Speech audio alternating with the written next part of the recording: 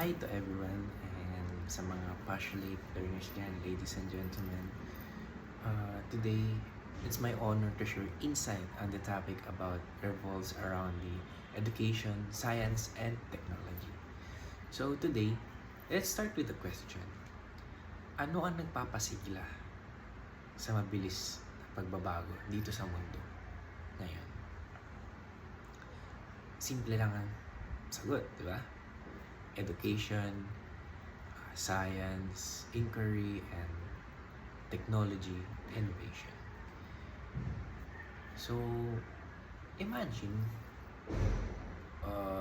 with a young children live in a small town, tapos they dream to be engineer, they dream to be doctor, but this school lacks a proper facilities or updated technology. So, hindi lang yun yung story. In reality, for countless student across our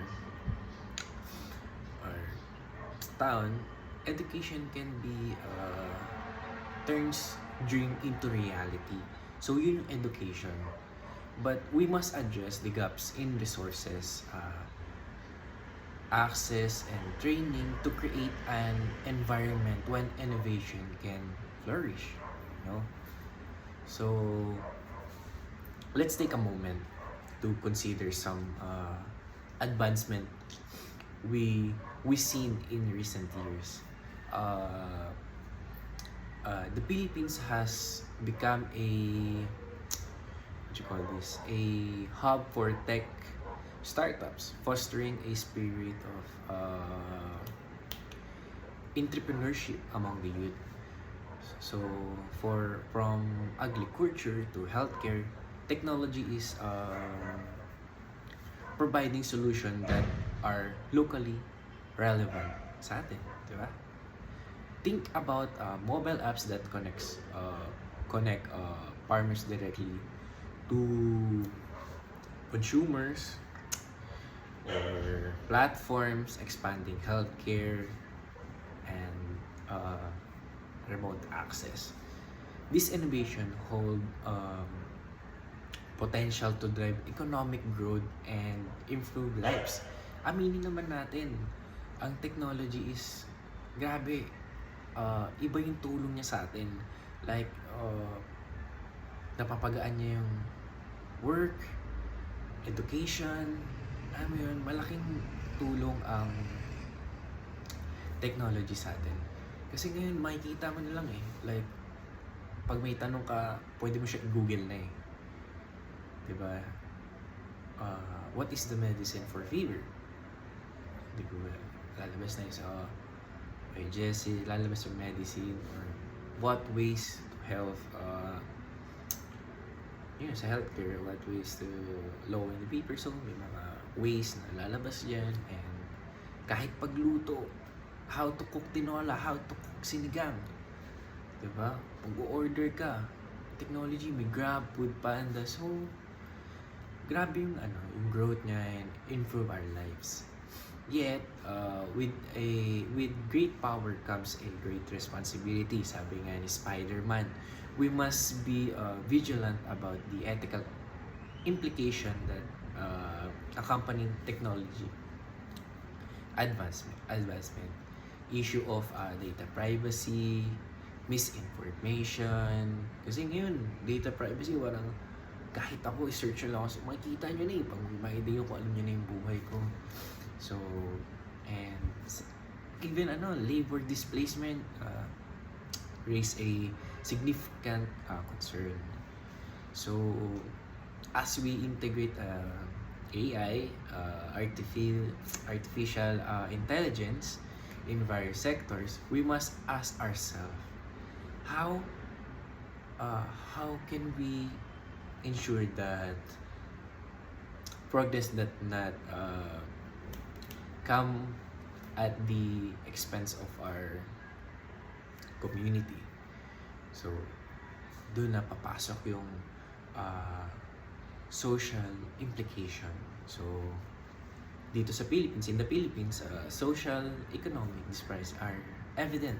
Regions are not created equal, and the digital divide remains a crucial challenge dito sa Philippines.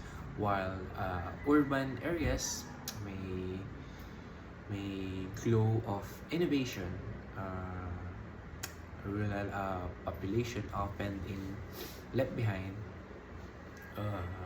unable to harness the educational resources or technology advancement that their urban counterparts enjoy. So, existing tension and foster a sense detachment. But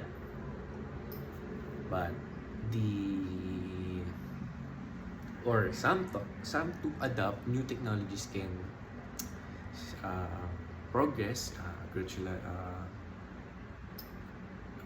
perception about science and technology can pose barriers to innovation.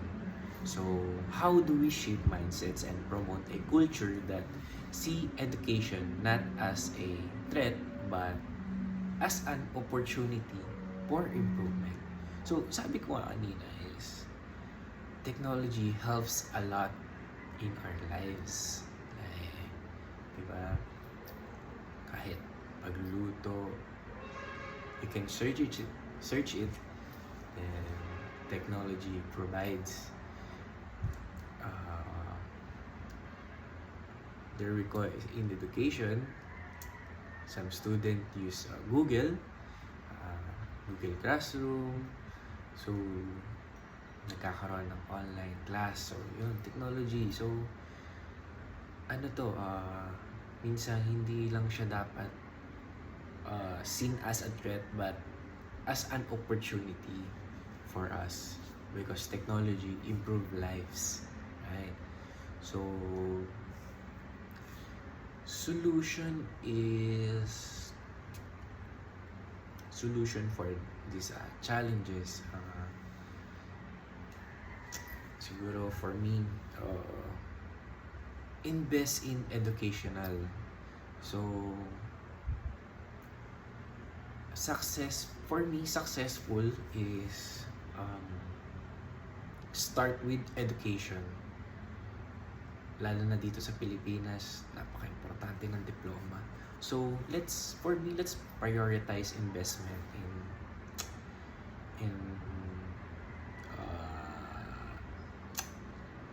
in access to education, lalo sa mga maliliit na town like province. Mahal kasi minsan sa province nandun pa yung magagaling eh. Minsan wala ka sa Manila eh. Minsan nasa province eh. Diba? Minsan yung mga brainy talaga, minsan nasa mga town na maliliit. Hindi ko naman sinasabi ng maliliit, pero alam mo yun, like nasa mga farmers, diba? And then minsan talaga eh. So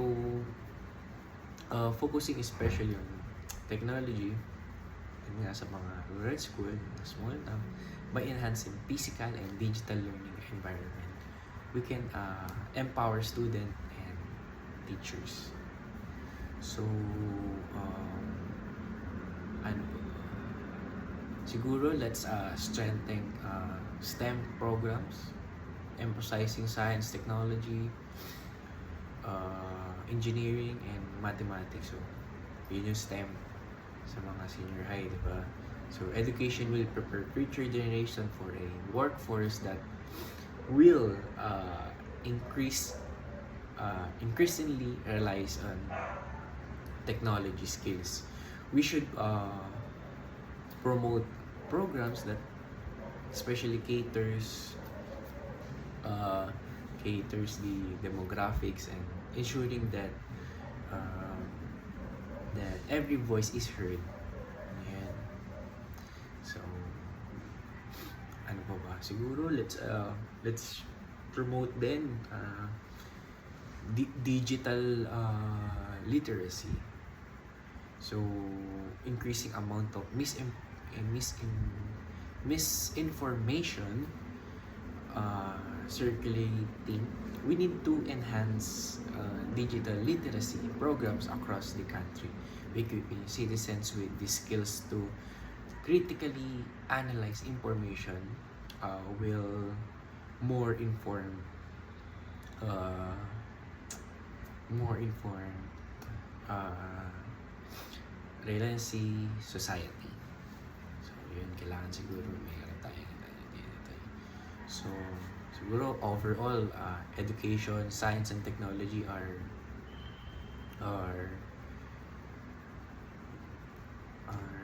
the change, di ba? Yun yung tawagin natin. Education, science, and technology is a change in the Philippines. Embracing this relationship offers a blueprint for empowerment and growth. Sinasabi ko sa inyo, diyan nagsisimula ang empowerment and growth. So, as we live here today, I envision the possibility of a future where our youth are not only consumers of technology but innovators, where they can harness the power of education to transform their communities and our world. So let's be us, united our efforts to ensure that science and technology lead us toward to a bright future. Together, we can build a bridge, one that connects knowledge with application, aspiration with achievement, and ultimate, and lastly, dreams with reality. So let's our dreams turns to reality. So thank you for listen to me today. I hope you like my talk. I hope my talk helps you. Thank you.